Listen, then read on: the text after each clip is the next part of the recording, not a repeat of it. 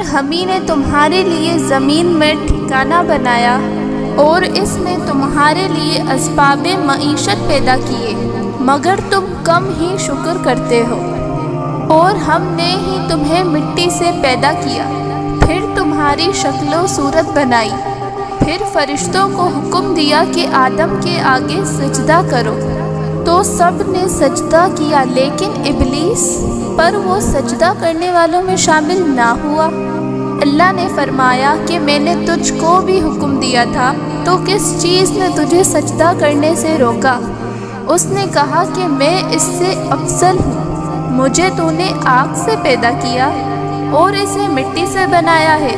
فرمایا تو بحر سے اتر جا، تجھے شایع نہیں کہ تو یہاں تکبر کرے، بس نکل جا کہ تو ذلیل لوگوں میں سے ہے۔ اس نے کہا کہ مجھے اس دن تک مہلت عطا فرما جس دن لوگ قبروں سے اٹھائے جائیں گے۔ فرمایا اچھا، تجھے مہلت دی جاتی ہے۔ وہ بولا کہ تو نے تو مجھے گمراہ کیا ہی ہے، میں بھی تیرے سیدھے رستے میں ان کو گمراہ کرنے کے لیے بیٹھوں گا، پھر ان کے آگے سے اور پیچھے سے اور دائیں سے اور بائیں سے غرض ہر طرف سے آؤں گا، اور تو ان میں سے اکثر کو شکر گزار نہیں پائے گا۔